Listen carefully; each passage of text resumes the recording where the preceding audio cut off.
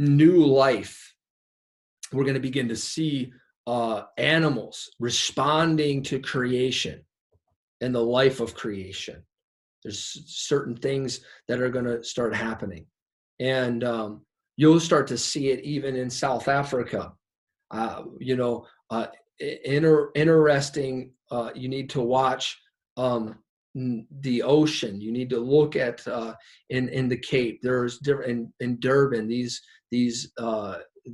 cities that are along the coast.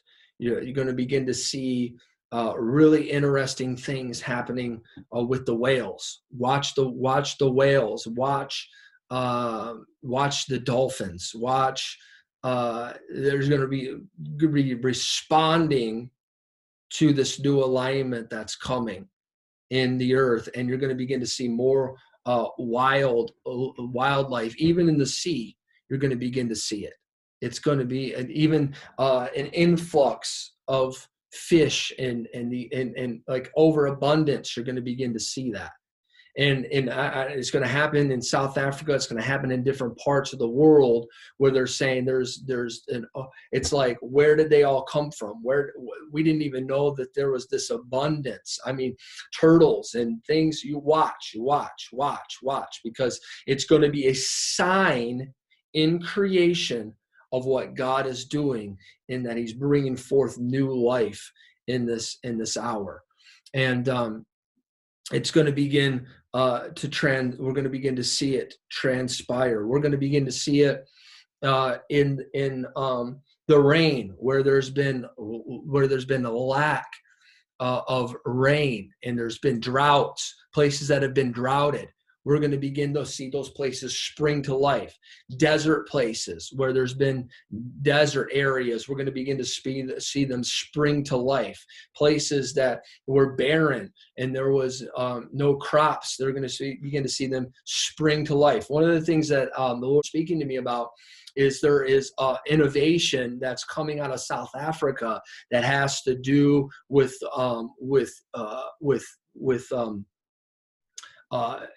farming and the production of crops.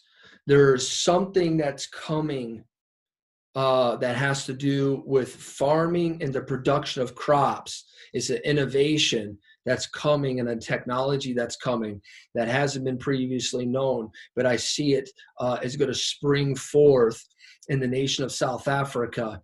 And the Lord says that South Africa is the breadbasket. It's a breadbasket for the nations.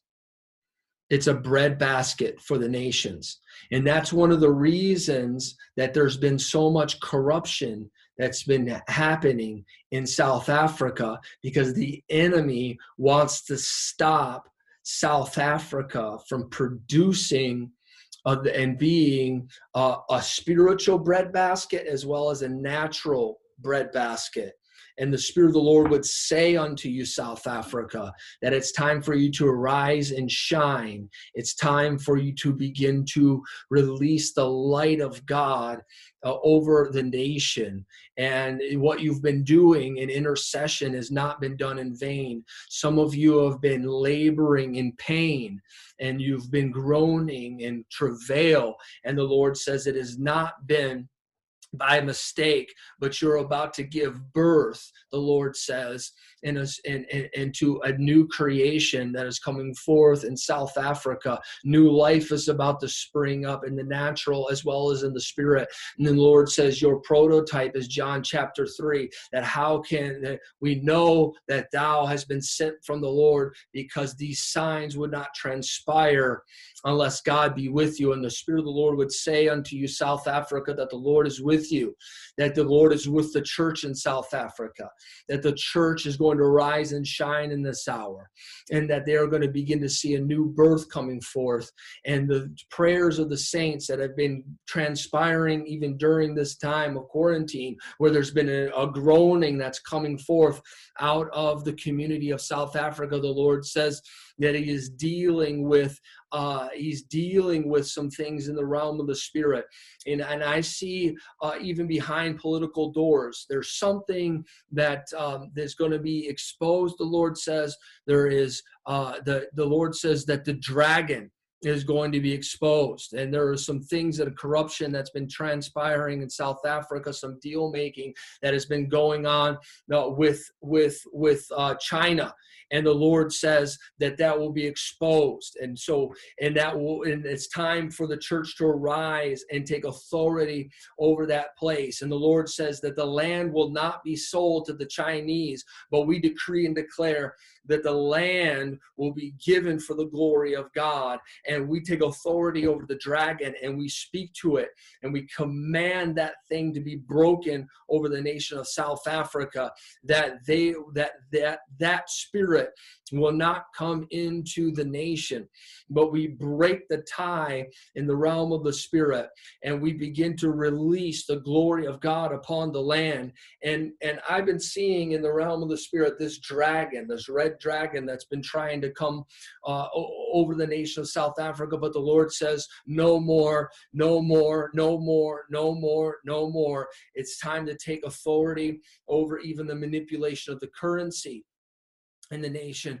the bread of the currency, the Lord says, where it's been diminishing and it's been deteriorating. The Lord says that it shall rise. It shall rise, it shall rise, it shall rise. And the removal of those that are in corruption, that have been selling out the nation, the exposure, full exposure is going to transpire. We take authority over right now because South Africa is called to be a nation of the breadbasket, both of in the natural as well as in the spirit.